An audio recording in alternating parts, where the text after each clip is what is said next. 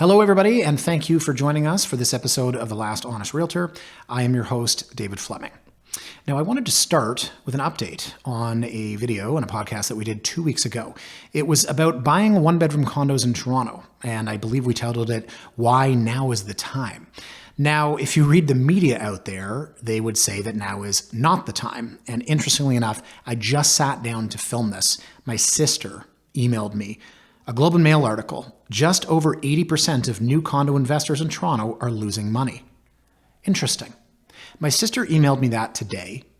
I read an article in the Financial Post today talking about the biggest condo recession since the 1990s. Last week, I did a video about the opportunity to buy a one-bedroom investment condo. Lots of comments on YouTube, of course. Thank you very much for that. And oh yeah, last weekend, I bought a one-bedroom investment condo. I put my money where my mouth is. And the fact that all the attention is about how the condo market is doing poorly makes me feel good about my purchase, because if you can, why would you not buy at bottom? People do like buying on the way up. I understand it feels good. And of course, that was part of the podcast that I did last week. I talked about how if a product, fictitious, called a widget, was at 100 and it went down to 90 and then 80 and then 70, well, you could buy it at 70, but you're so worried it's going to drop further. So let's say it goes down to 65 and then back to 70 and then to 75 and to 80 and to 85. You buy at 86.50 because it's on the way back up. You didn't buy at 70. You could have, but it feels so much better to have bought on the way back up. Or you buy at 100 when it's all the way back up and watch it go to 110 and 120 and so on. So that's a quick update on last week's video and podcast, which did pretty well, I think, based on the views, based on the comments. My goodness, there's a lot of comments. I was saying to Jonathan earlier, what are these people doing all day? They're watching my video. Great, thanks, and everything like that. But holy moly, we had 400 views and 25 comments in the first day. That's a pretty darn good ratio. Maybe I need to comment more on random videos. In any event, today's different. Today's a story. Today, I wanted to talk about climbing the real estate ladder, climbing the property ladder, the life cycle of a homeowner. I don't really know what to call it. I was just kind of riffing there. But I wanted to talk about my own experiences. And so at the risk of sharing too much, which I probably will end up doing, I wanted to use myself as an example. The caveat to that is that a lot of people will say, well, it's unrealistic. Look at when you bought. Look at when you started. Look at what you paid. And hey, don't get me wrong. My first condo, as you will learn, I paid $277,000 for. Absolutely. You're right. You can't do that anymore. Of course, this was in 2005. Interest rates were higher. I get it. A very different time. The point is not so much about the prices. The point is about the stories and the feelings and the emotions and the situations and the thoughts. And I'm not trying to be blasé when I say that. I'm trying to say that wherever you are in your life right now, I'm going to tell you my story because I think everyone can learn from someone else's experience, such as the night that my wife was holding our newborn baby in a rocking chair, crying hysterically when I called her to tell her that we didn't get a house we bid on. And she screamed into the phone, "Go and get it back." No, for real. That's part of the story that I'll tell today. The story I will tell starts with me as a young man living at home, and it ends with me in my 40s with 2 kids living in a home. And it's through that journey and through this story or series of stories that I hope to share with you some of the trials and tribulations, because even though I happen to work in real estate, it's not that I'm immune to all of those experiences. So we'll start with this. I grew up in Leaside. I went to McMaster University. I came home and lived at home, just like so many people did at the time and still do. I was having a conversation off camera with somebody in the office who was saying that his brother is 35 and still lives at home with his parents. Actually, on the weekend, I was looking at an Instagram video. Someone had sent me from 2001, a news story in Italy, about the trend of Italian men that live with their mamas until they're into their 30s or 40s. Hey, listen, it happens. And it's happening a heck of a lot more out there today in 2024, especially with the cost of real estate. But I moved back into the family home, and eventually it was time to go. Now, it went on, I will tell you, longer than it probably should have. I believe I was about 24, and I thought about renting. I just didn't want to be perfectly honest. I didn't see the value in it at the time because of what you could buy for a comparable amount. And again, we'll get into the differences between the cost of ownership of renting and buying. But I just kind of know myself, and without getting into a psychological analysis, I'm a very all or nothing person. And it was sort of like, if I'm going to move on and I'm going to move downtown and I'm going to do this, I want to buy. Now, I could talk about pride of ownership and I could talk about the difference between renting and owning, but for me, it wasn't part of that rental stigma. It was just like, if I'm going to do this, I want to own my property because I figured I wanted to pour my heart and soul into it. As I said, I was kind of an all or nothing person and still am today. So as I've explained in another podcast, it was actually when my brother, who I was living with at the family home, and his fiance got out and said, we're buying a downtown Toronto condo. And as I said in that podcast, I'll save the ending of the story, or rather I'll give you the ending right now and save the story to come second, but I bought one block away from them.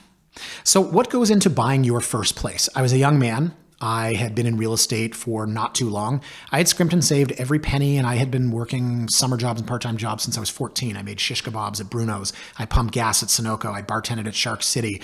I had an internship at Celestica. I worked the teller at TD Bank. I scrimped and I saved, and I had a very, very good savings, which I then blew getting through my first 2 years of real estate. I explained that in another podcast. So I was able to accumulate a little bit more money, and 20% down on $277,000. It was not a massive amount of money, but the interest rate was higher, 4.99% for a 5-year fixed. That was what I paid for my first condo, $277,500, I believe. Now, where did I buy? Why did I buy? What did I buy? That to me is the story that will resonate with some of these people listening, some of you people listening today. And if you can make it to my end story where I talk about buying a 50-foot lot, 4-bed, 6-bath, well, hey, that's where I am today. So as I said, my brother and his wife decided to move down, and they bought at 168 King Street East. They bought a 1-bed plus den with a 9-foot ceiling, I believe, in a 10, 15-year-old building. Demographic was a bit older, but a beautiful 300 square foot terrace, open air, facing east. You could get a little barbecue out there. Actually, just an illegal hibachi. My brother was a rule follower. And they paid, I think, $316,000, $318,000. The irony is they bought in multiple offers. I'll never forget it. There was like 10, 12 offers. And they bought and they wrote a letter, and it was just crazy because 2 weeks later, I bought a very similar unit 2 blocks away at 230 King Street East, where I was actually able to negotiate. The unit was listed for $319,900, then $299,900, then $289,900. And I made an offer of $270,000, and we settled at $277,500. And I remember the agent called me, and she played a personal card, said she was having a tough time. She said, "Great news, we'll do $280,000. And I said, "No, I'm not moving on price." And she said, "David, I really need this." I just said, "No, I don't want to move." So I ended up buying there for $277,500. I had a 440 square foot terrace where you were allowed to have a barbecue. And unlike my brother's, which faced east with a clear view and nothing on top, I faced a brick wall and had all kinds of other people at 230 King Street East over top of me. But as a very first condo, this was exactly what I needed. I was 24 going on 25, maybe 25 going on 26. And it was my first place. Of course, I'd lived alone in university for 4 years. That's another story. So obviously I'd been out on my own before, but in terms of buying a property, it was my first purchase. In terms of living in downtown Toronto, this was new to me. And man, you think about what it's like to furnish your first place, put together a budget, real adult stuff, you know? Should I get IKEA knives and forks, or should I splurge and get them from StrucTube? Now, I'm going to date myself when I say this, but there was no Amazon.ca back then. You couldn't just type in knives and forks, go online and look. Not unlike the story I tell my kids about before Amazon existed. And in fact, you had to go out and look around at stores. Well, at least IKEA.com or .ca existed. So there was a lot of IKEA. There was a lot of StrucTube. Buying your first couch, that's a big deal. Buying your bed frame, huge. Buying your first TV, oh man. For a guy, at least, and I'm typecasting, that's a situation. Buying your first barbecue, building planter boxes on the terrace. This was fun stuff. And I can tell you that as a first-time homebuyer in Toronto, there is a certain pride of ownership. It's really exciting. And Tara and Matt work with a lot of first-time buyers. I don't as much anymore. It's just the nature of the business and, of course, how old I am. But I don't think that part has ever really changed, is the excitement of being that first-time buyer, the excitement of feathering the nest, whether you're a couple or whether you're an individual, male, female, you're young, you're in your 20s, and now you actually get to do this. And I would say the biggest sort of getting used to, and a lot of people can understand this, waking up that first night that you spend there. It's kind of like your inner child's crying out when you're at camp, waking up, where am I? And I remember waking up that first night I spent at the condo, I was like, oh my God, I live here now. It's crazy. That was an interesting experience. Of course, things like driving uptown to the office instead of driving 2 blocks to the office, heading downtown against traffic to get home at night. And that was a time, I can tell you, that I grew into the area, King Street East. My brother, of course, was 2 blocks away. And we went with the guys. Of course, I don't see anymore because I'm in my 40s, sadly. We went to the pub. I believe it was Gabby's on King Street East. And we went there, every couple of weeks or something. And once a couple other guys were downtown, every other week. And we go see, one guy down at the waterfront and one guy down at King West. And that was an experience. And I wouldn't trade it for anything. I loved my condo. And I was there for about 5 years. But being in real estate, I was always kind of looking for the next move. And here's where this is going to differ for a lot of people, is sort of, where do you go after the first place? So this to me is something that I think a lot of you guys can relate to. If you haven't obviously owned, then not so much. But where do you go to the next place? So picture me now. This is, I believe, 2009, right? I moved in there in 05, so I'm here now 09, 10. And now the next obvious move is a small house. That's the obvious move. Now, interestingly enough, the best financial decision is probably a small house as well. All of my friends at this point had bought houses. So what was I going to do? I was looking at condos. So again, as I said, here's where the path kind of diverges for a lot of people. There are those that do what they should, those that do what they want to. Those might be motivated by a timeline, a life cycle, a partner, or their finances. I was very much looking forward to the next place. And I loved living in my 575 square foot, 1 bed, 1 bath at 230 King Street with 8-foot ceilings, a peninsula kitchen, and a 440 square foot terrace. But I loved looking at cool guy lofts.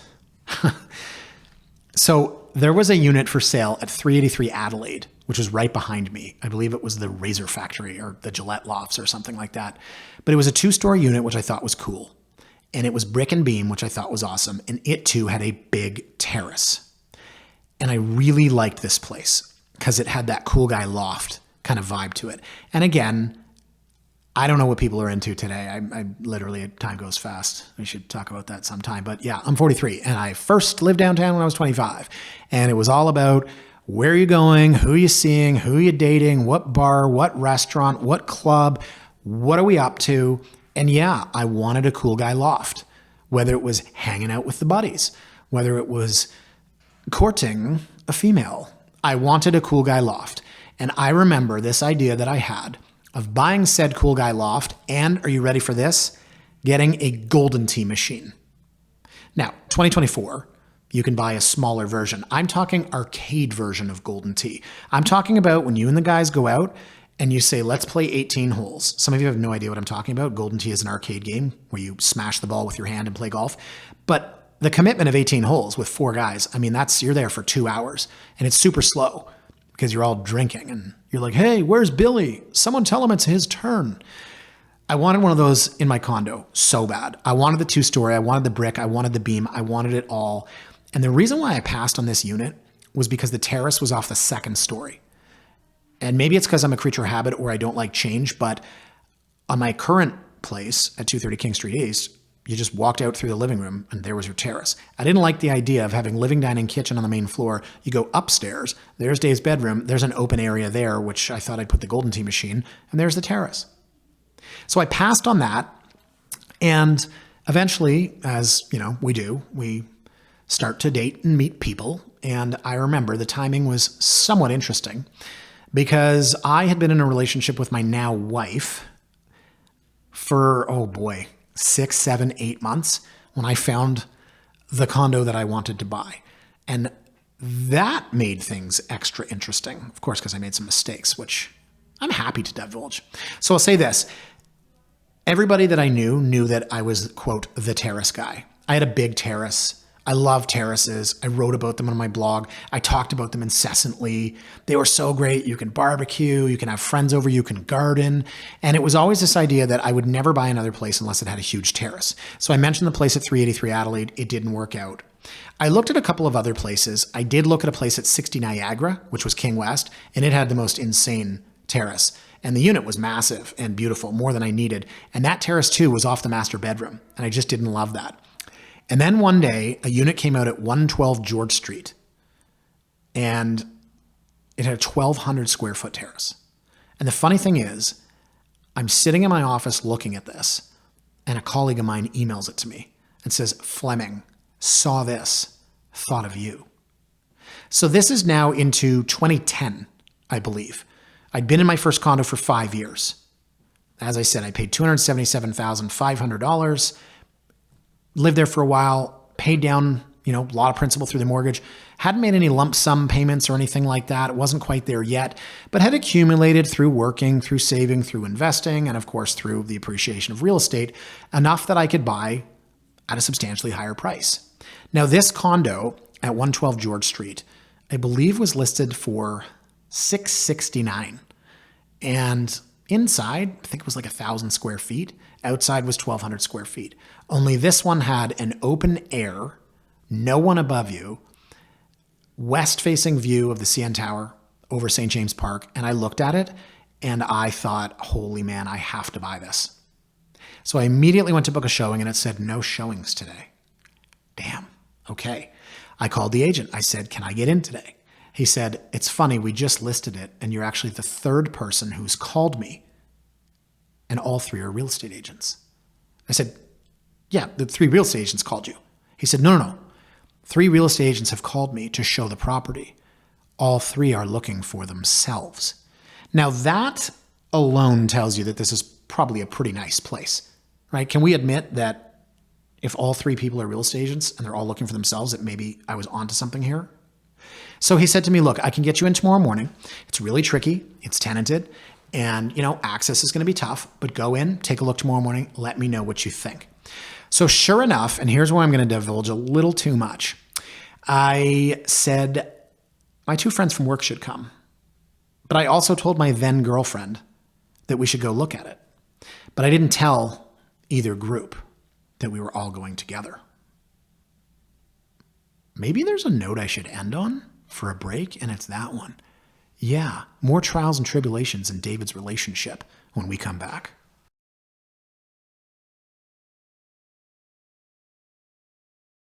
Welcome back, and right before we broke, I had told you a lot about my relationship back in 2010, 2011. No, in all seriousness, yeah, I'll be honest. I told you that I wanted to explain the ins and outs of the real estate property ladder. And one of the really difficult parts in my experience as an agent for 20 years is navigating the relationships when you're buying, when you're selling, when you're moving in together, when you're moving up. And I went through that firsthand because I made a stupid mistake and invited my then girlfriend to come take a look at the condo with me, but also invited 2 people from work. Now, I alluded to the fact that all of my friends had bought houses at this point, and I was looking at another condo. And before I get to the story about going to see the condo itself, I'll explain why, because I think it's very important. And in the context of the decisions we make for buying, for moving up, it's not just about the financial decision. It's not just about how much you could make. To me, it's also about the lifestyle. It's about how you're going to live in that house or condo, or who you're going to live with, or how long you're going to be there for. So at this point in my life, I'd owned my first condo for 5 years. I was now 30 years old. And this is where a lot of people would buy a house. And I could have afforded a house. The thing is, I didn't want one. Now, I own a house now, so I'm not crapping on home ownership. But at this time in my life, I worked a lot. I worked 7 days a week. I worked probably 70 hours a week, sometimes 80. I worked all day Saturday. I worked all day Sunday. That's the way I was. I was a single guy. I was extremely committed to my career, and that came before anything else. So the idea of owning a house and living further out, say the east side, say the west side, say Midtown, I didn't want that. What I wanted was to continue with the convenience of a condo. And I had done a podcast on this. I believe it was released last week. The difference between living in a house and living in a condo. I also did one actually on compromises, houses, condos, being a first-time buyer. Those might both be useful listening. But at this time in my life, I wanted an underground parking space. I wanted an elevator. I wanted a storage locker next to my parking space. I did not want to shovel snow. I did not want to rake leaves. I did not want to fix my leaky roof. I did not want to have to deal with cleaning gutters. I didn't want to do any of this. And even though I knew that buying a house was a better investment, I wasn't interested. Now, my very best friend and his girlfriend, wife, fiance, sorry, that's working in reverse. I don't know where they were in their relationship, but I do remember when they bought their house and when they sold it, and my God, did they make a lot of money. Now, I had bought my second condo around the same time that they bought their first house. And I can tell you that had I bought a house at that time, had I bought next door to them, my God, would I have made more money than I did on the condo. But it's not just about the money. And this is the point I'm trying to make about climbing the property ladder through my own experiences, is that life cycle is so important. Where I was in my life and my career, that was more important. I needed to be downtown in a central location because most of my business at the time was downtown. A lot of my clients were downtown. And even the ones that were buying houses, hey, this was a different time. Their offices were downtown. Everyone was working downtown. It wasn't everybody working from home like it is now. And so being centrally located, I was close to the DVP. To get north, I could jet across Dundas to get to the east side. I could go south to the Gardiner if I wanted to get out to show houses in Roncesvalles. Living downtown was perfect for me at that time. And that is why I decided not for my second property to be a house, but rather to be yet another condo. It's something not a lot of folks do today, to be perfectly honest. Very few of my clients own a one-bedroom condo and then sell it and buy a two-bedroom condo. Maybe it's because of the transfer costs. Maybe it's just because it's, not on vogue anymore. But that is what I decided to do for my second property. So let's head back to that ill-fated decision I made to ask my girlfriend, who's now my wife, to go see this property and bring two friends from work. And oh my God, when we showed up, you should have seen the look on her face, her being my girlfriend, now wife. And it was kind of funny, but also pretty bad when one of my friends from work said, "Oh, I didn't know you were bringing her." My poor wife. Yeah, it did not go over well. But as far as the unit goes, it didn't go over well either. And this is the funny thing about buying real estate for yourself when you're in real estate, or maybe just buying real estate in general, is that first impressions should mean a lot. And I can tell you that when I bought this condo, and as I'll tell you later, when I bought my first house, it was not love at first sight. Because when we opened the door, the first thing I saw was a wall. It was just right there. Like it was a very small foyer. And I thought, oh. And the dining room had these high back chairs with a very high pub-like table. And I was like, oh. Now, I'm my own worst enemy now because I'm looking at the stuff. I'm looking at the decor. I'm looking at the furniture. I tell my clients, guys, look past the staging, look past the furniture. But man, this was a tenant property and it showed like absolute garbage. But the terrace, right? The terrace. That's all we cared about was the terrace. I went outside and the terrace was a lot of square footage, but it was raw. It was just patio stones. There was nothing out there. They had some garbage, hand-me-down, rusted outdoor furniture. There wasn't a single piece of greenery. It was really ugly and uninspiring. And I would expect that for my, quote, move-up condo and the big boy condo, the 2-bed, 2-bath, that I'd have a walk-in closet.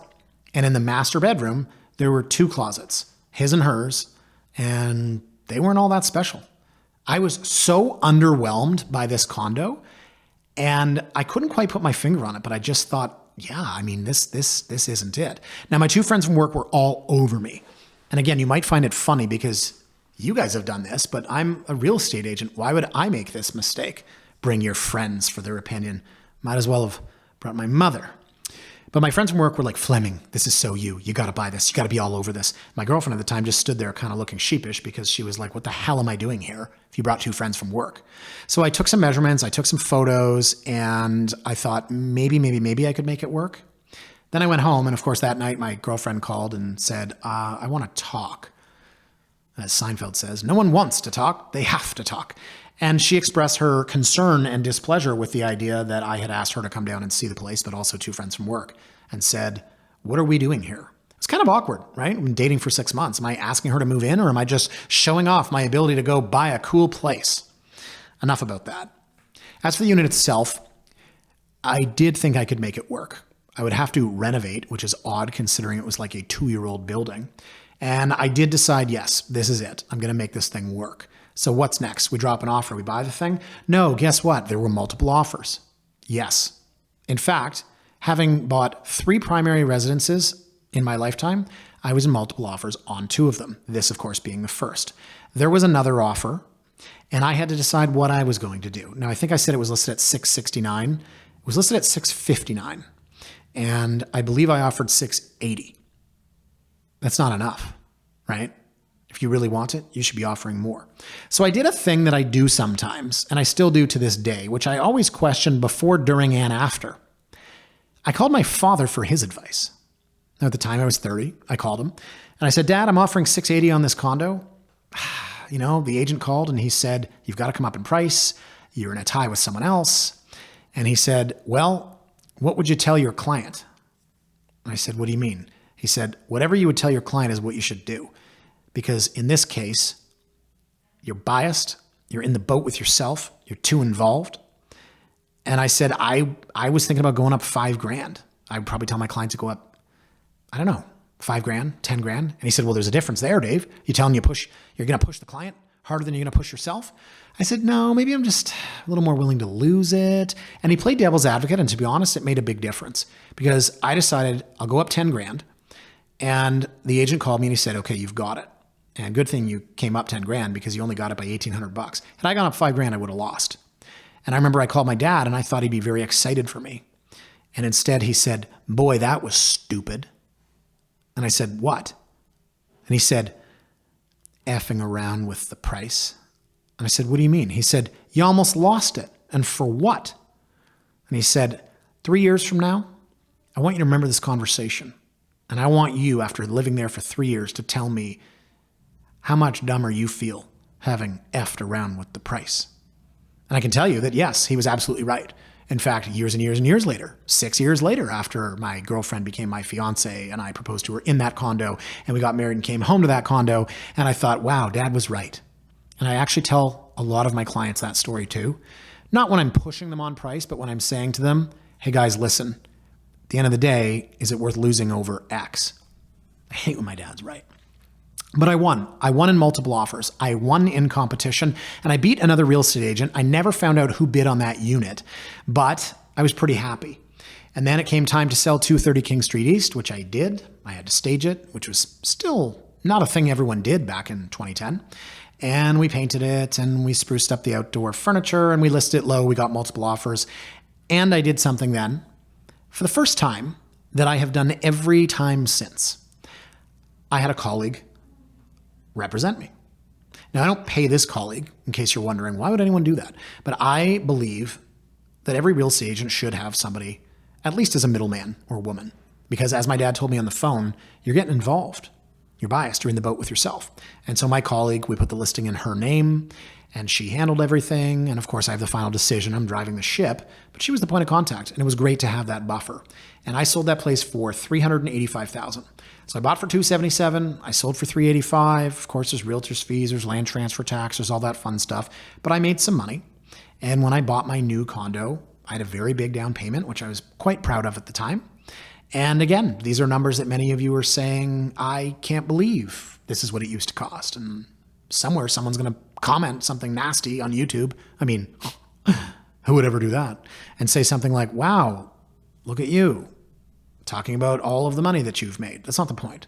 I'm trying to talk to you about the process. I'm trying to explain what it's like, the emotions, the trials, the tribulations. And did I mention that situation with my girlfriend? Oh yeah, no, we're not going to go back to that. So here we are. We're in the new condo and it's great. And we renovated. I put Trex decking out on that terrace. That cost a fortune, but man, was that a good idea. We also built an elevated deck, which didn't really get permission to do. And come to think of it, yeah, the bylaws of the condominium corporation and how high The balcony had to be. Anyways, I won't go to that. We built some massive planter boxes. We put trees in there. We had an unbelievable time. And we lived there for, oh man. Well, let me think. 2015, we were married. Started talking about having kids. 2016 came along. We actually had one, a child in a condo. Yeah, it was an amazing place to live. And again, centrally located, great for me, great for my wife. And again, all my friends, they're in houses. Their houses are appreciating way more than mine is. But I didn't care because I absolutely loved being there. I loved the convenience of the condominium. I loved our unit. And I just look back on it really fondly, as I do with 230 King Street. But the life cycle continues. So now what happens? Well, we moved in there in 2010. We got engaged. We got married. We're thinking about having kids. As I mentioned, we did have a child in 2016. So then comes the idea of, hey, we should buy ourselves a house. Now, is that going to be harder or easier or the same as buying a condo, buying your first condo, buying your second condo? I'll tell you what, I don't know if it was the amount of money or if it was the fact that a wife and a child were involved or if it was just I'm older and life is more complicated. But my God, the experience of buying a home was so much more complex than buying a condo. So we started this in 2017, which is kind of funny because if you remember 2017, you remember that was an absolutely insane time in real estate. Many people look at 2022, the first 3 or 4 months, and how the market shot up like a rocket and came back down. The same thing happened in 2017. And yes, this is when I decided to start looking. But first, I had this great idea. And again, this is why I wanted to do this podcast, because have any of you been in this situation? You've said, why would I buy a house when I can build one? Yeah, that was the decision I came to. Of course, I ended up buying a house years later, but we'll come back to that. I believed that building a house made the most sense. I believed that number one, I wanted to make some money. I'll buy a piece of land, I'll build a house, and I'll come out ahead. Number two, I wanted everything that I wanted. I don't want someone else's house. I want my house, and I want to pick everything. Number three, the idea of getting to live in a house from scratch, well, that's highly appealing. So I did a lot of research through 2016, interviewed a lot of builders, found one through a mutual friend that I trusted. Say what you want about that. And who knows what would have happened? Because, of course, as I said, I ended up buying a house a year later. But in 2017, there was a house that came up, which was effectively a piece of land. It was on Collin Avenue in Chaplin Estates. Now, I should also say that when it's time to buy a home and you believe it's your forever home, there is so much pressure to figure out where you want to live.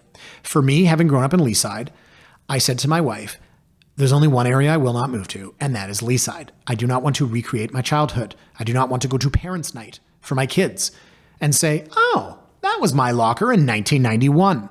I do not want to sit down at a folding card table in the mini gym, aka the lunchroom, and hear about my kid and their bad behavior while thinking about the fact that it was in this very mini gym that I demonstrated similar bad behavior.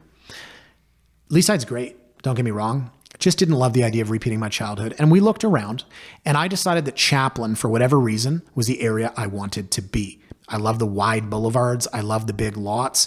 And I wanted to build a house. Now, this property came along at the perfect time.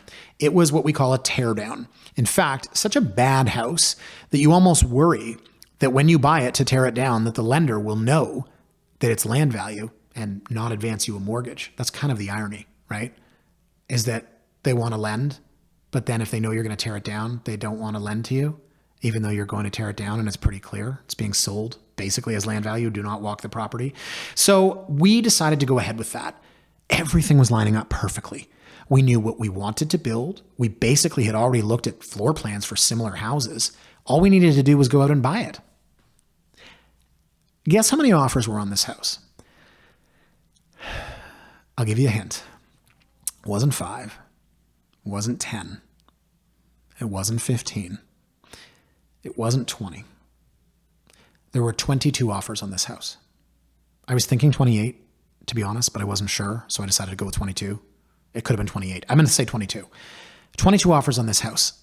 And we made our offer. And I don't know. I thought I was going to get it.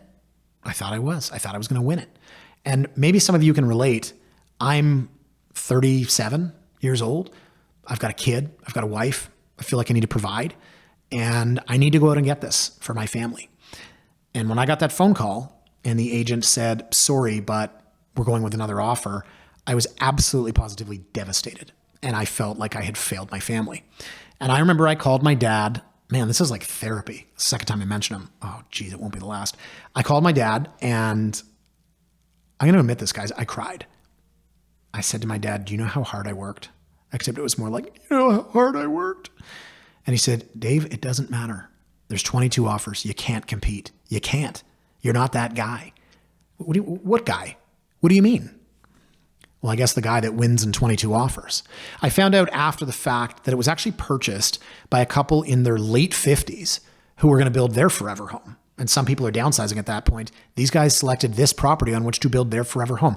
I was 37. I can't compete with people that are 58 that have already been doing this and living in this city and climbing ladder and accumulating. And I found out they were pretty important people after the fact. None of which really helped me, thinking I just lost in 22 offers. But great, guess what? New idea. Hey, listen to this. You ready for this? You ready for this? We decided not to build a house, but to buy a house. Complete 180. And we found this unbelievable house on Alexandra Boulevard, up off of Yonge Street. Red brick, absolutely freaking gorgeous. And this was it. This was absolutely it.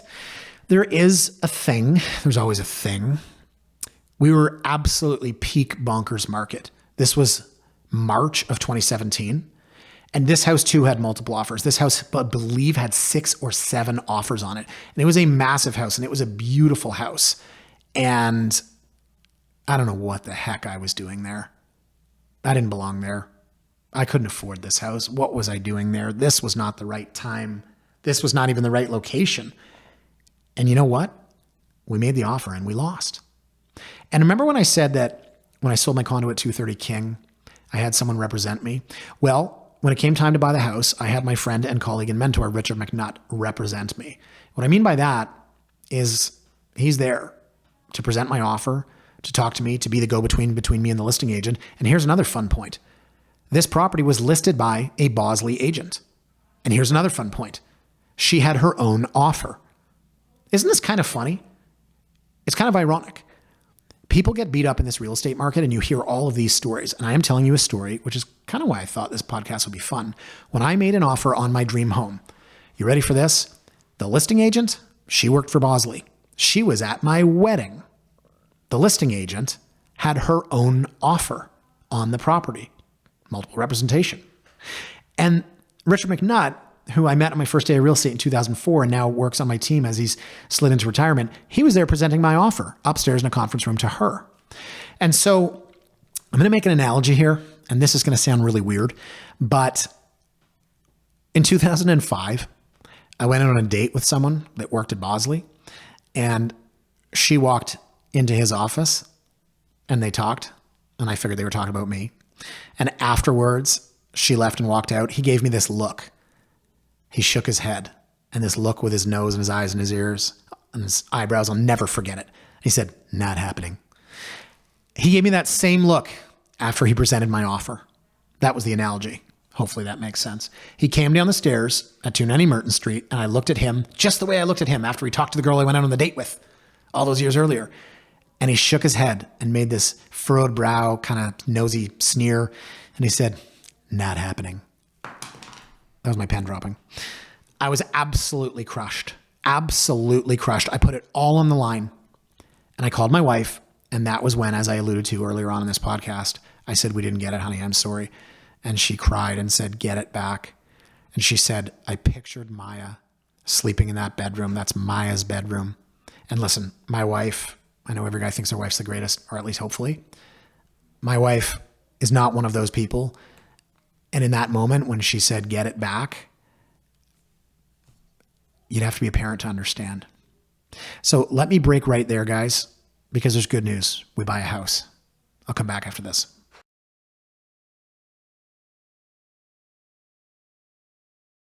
Welcome back. And before we broke, I believe I was just telling you what a terrible husband I was. Kidding, but really. Before we broke, I told you the story of making the ill-fated offer on our first home. The first offer, of course, was on a piece of land. We were going to build a house. Well, now we had the idea, why would we build a house when we can buy a house? More on that in a moment. But my wife was very upset. And, who could blame her? Buying real estate is extremely emotional. And I see this every single day. I've been working in this business for 20 years with buyers and sellers, high-end, low-end, house, condo, across the board. It's always emotional. And in that moment, my wife was extremely emotional. And to be honest, I felt like I had let them down, just like I did when I lost the first offer on that piece of land. Now, the reason that we moved from building a house to buying a house and did so quickly was because I just didn't want to be consumed with the build. Now, full respect to anybody that's ever built a house, but as I went through that process and as I started to see the pros and cons, you start to picture yourself in it. And I felt like we would live and breathe the build for a year and a half, irrespective of the costs and the process. Every single Saturday, we'd be going to look at faucets. And every Sunday, we'd be going to look at tile. And every phone call would be, the marble has been delayed from Italy. Can you pick another one? Or do you want to delay the marble installation for 2 months? Well, if we delay the marble installation for 2 months, what about the countertops? I just did not want to live and breathe it. So listen, full props to whoever has built a house and bought a house. But that's how we got to where we did, making that offer on the house in Alexandra. So it wasn't more than 3 or 4 weeks later, we looked at another house, and this was an absolute monster. Now, when I joked earlier, I had no business being in that house in Alexandra, no business bidding on that house, and apparently, because I lost, I had even less business being in this house on Glencairn. I was so enamored with these ideas in my head. And part of it is just taking the next step in life. As I said at the onset, as the title shows, I'm trying to talk to you guys about what it's like to be a person and live and experience and go through this. And at that point in my life, being, 37? I was 3 years from 40. Isn't that when people have a midlife crisis? Don't they go out and get a Corvette or worse? So here I am thinking I've got a kid, I'm going to have another one. I need to plant my flag, and I'm going to do it here with this amazing house, with this sick basement where I can have a pool table or a ping pong table or, I don't know, a golden tea machine like I wanted to have in that cool guy condo years earlier. Now, this house also had an offer date, and this house also had offers. But this experience was, I don't want to say one of the worst in my career, but it was certainly one of the most dramatic. Again, with my colleague and friend and mentor, Richard McNutt, representing me, these offers were presented in person at the listing brokerage. I'll save you the name, but it's a big name brokerage. It was a big name listing agent. And when I showed up to present this offer,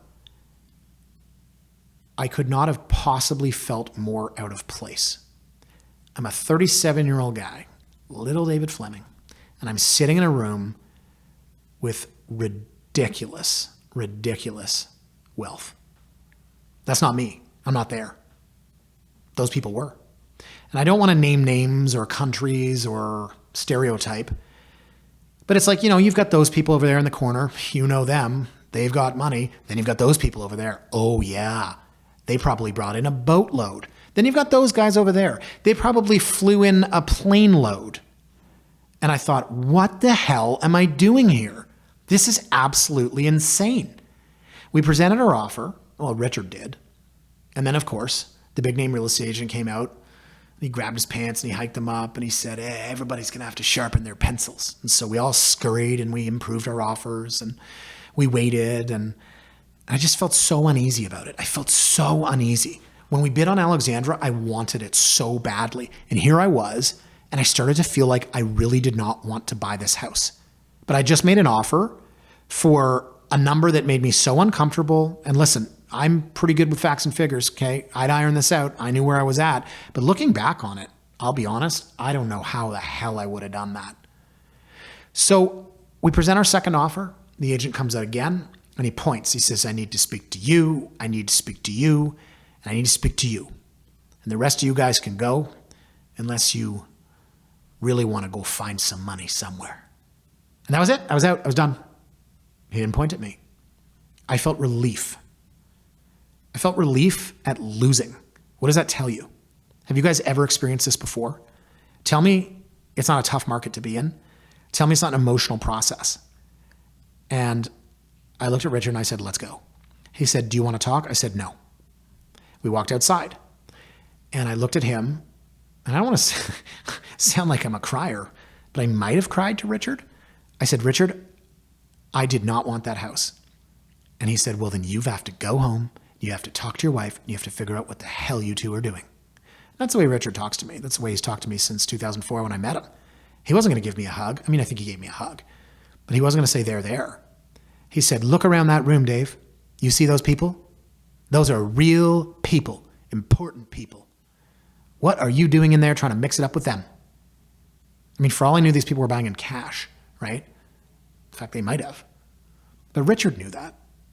I mean, I don't know how old he was at the time, 60s, something. And the relief continued, and it felt better and better until all of a sudden I started to question the relief and why I was feeling it. And then I felt worse and worse because I thought I almost made a huge mistake. So I called my wife from the car and I said, hey. She said, hey. I said, we didn't get it. She said, oh. I said, I'm kind of glad. She said, yeah, me too. And that was it. We didn't look at another house for a year. We didn't make the decision not to look at a house for a year. We just didn't. It was never really spoken about. That was in March of 2017. We just stopped. Richard had told me, as I mentioned, you need to go home and talk to your wife and figure out what the hell you two are doing. And again, I'm going to bring my dad into this. Okay, 37-year-old me, I think it was 36, I don't remember. And I called him and I told him what had happened. And he said, and I hope I can say this on air, he said, Dave, you're dealing with dark money. You're dealing with money that's coming from places in the world where it's basically monopoly money. You live in Toronto. You are just a guy. I'm sorry, buddy. You're just a guy. You're not them. You're not from where they are. And they, I don't mean like a Don Cherry they, okay? I'm saying that there are people in areas around the world where their money goes a lot further and they have massive wealth. And it's in Toronto. That is Toronto. That's New York. That's London. That's Dubai. That's everywhere. And so I'm a 37-year-old homegrown kid and I'm bidding against monsters. And I could write a book on, the psychology of why I was doing it and what I was doing and overextending yourself and leveraging yourself. And I believe in leverage. I believe in buying the biggest house you can afford. It's a tax-free capital gain.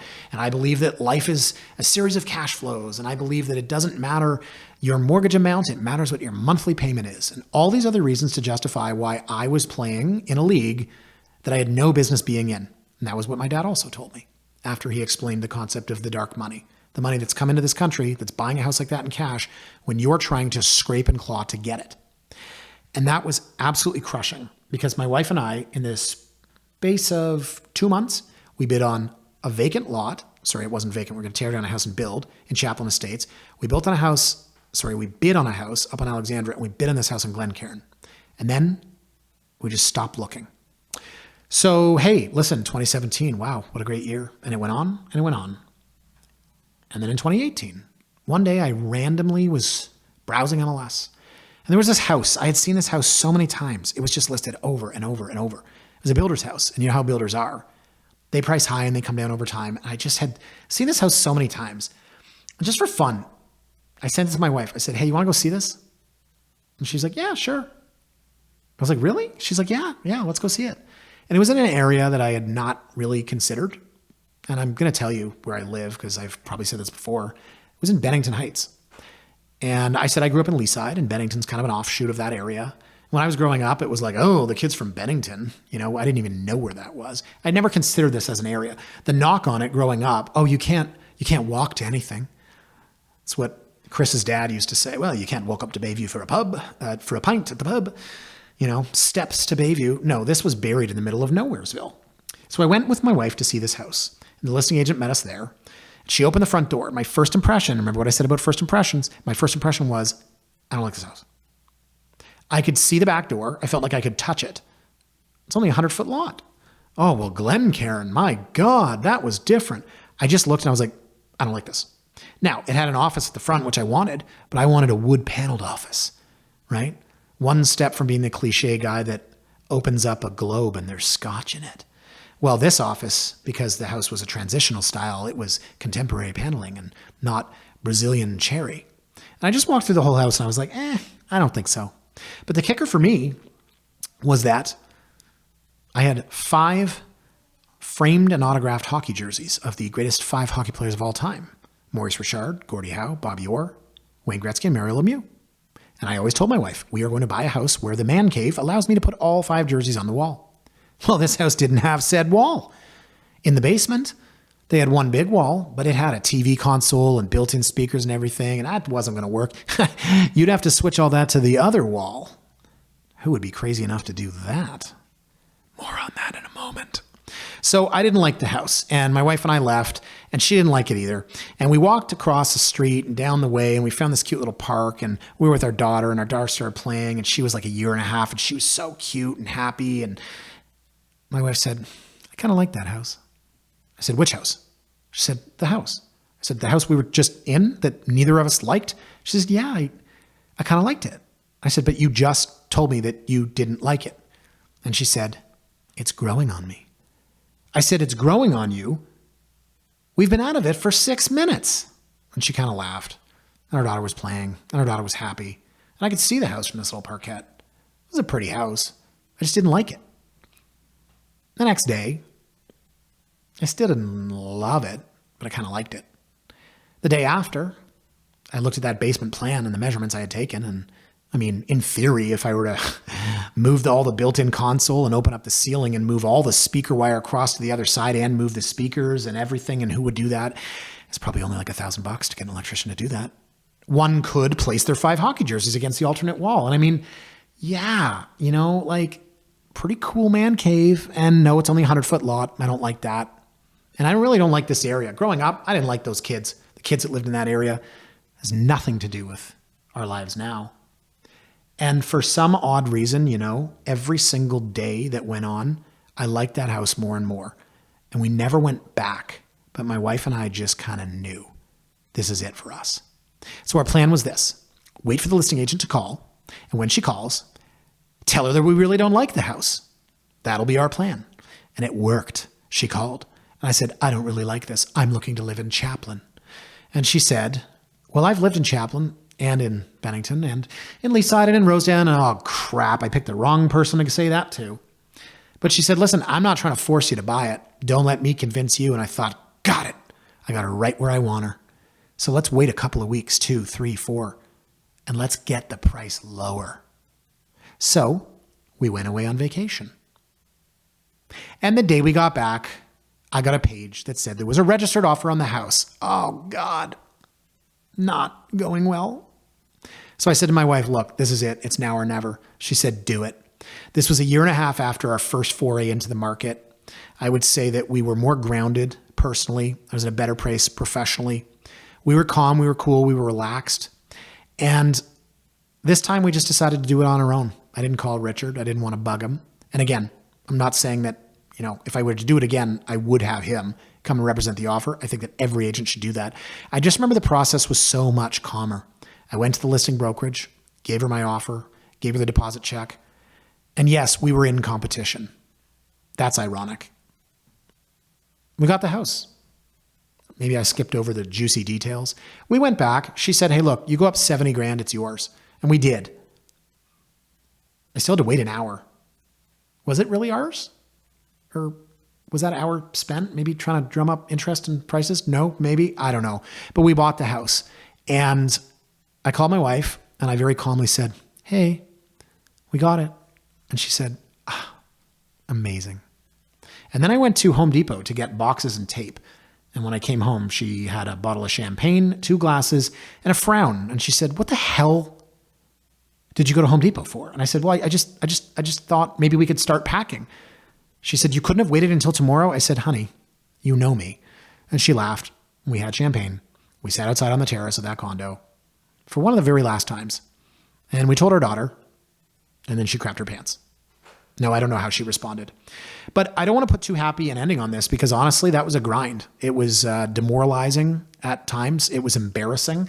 I mentioned I had cried multiple times during that process of buying the forever home. We bid on 3 properties and lost. We flip-flopped between building and buying. We switched areas multiple times. I presented my own offer. I had Richard present my offer. I mean, don't cry for me, Argentina. But yeah, I wanted to share. I think a lot of people can relate to that.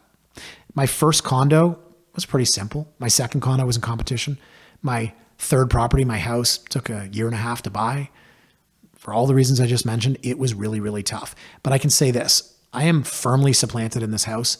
I don't know if you have a morbid sense of humor, but I often tell people, they're like, where'd you move to? I say, oh, I moved to a giant coffin.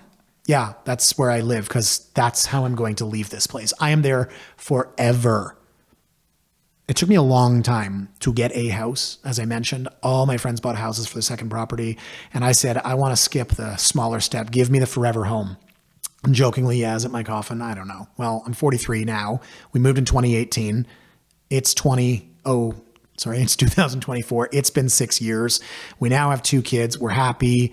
The floors are all scratched to hell because the kids, oh God, the kids. But I did get my man cave. No, I don't have much of a backyard. It's a 100-foot lot. Don't lot shame me. We grew into the area a little bit, right? Never wanted to live there, ended up there. So it's kind of funny because in the end, I bought an area I didn't expect to. I bought a style I didn't expect to. Thought I wanted that wood paneled office. Got a gray paneled traditional style. Thought I want wrought iron spindle railings. Got glass panels. It's a different style. It's a different location. It's not what I thought I would get. And once again, I think is incredibly funny because in real estate, there's this saying, buyers are liars. It's kind of a crummy sales saying. But what we mean is sometimes the buyers don't know what they want. And I'm a classic example of that because for all the reasons I just mentioned, we did something that we never set out to do. From the size, the style, the design, the location, the price, the neighborhood, the school district, right across the board. And it took us a while to get there. So I can say this, now I'm 43. God, I'm turning 44, 20 years in the business. I've lived in 2 condos. I've owned multiple investment properties. I own a house now. I can tell you the pros and cons of living in a house and a condo, which fact, I did do that in a podcast. But as far as the life cycle in real estate, as far as the property ladder goes, every experience is different. But it's so freaking personal. And at the risk of having overshared today and giving you way too much information about myself, my wife, my kids, my family, my experiences, I'm hoping that everyone can learn from this. And whatever you experience in the market, the trials and tribulations, at least now you can say, I wasn't surprised because I heard it from David. So guys, I'm going to end it there. Thank you so much for watching on YouTube or listening wherever you get your podcasts, Spotify, Apple Music. Please remember to like, comment, or subscribe, or drop us a comment on YouTube as people have seemed to be doing. Have a fantastic weekend. We'll see you next time on The Last Honest Realtor.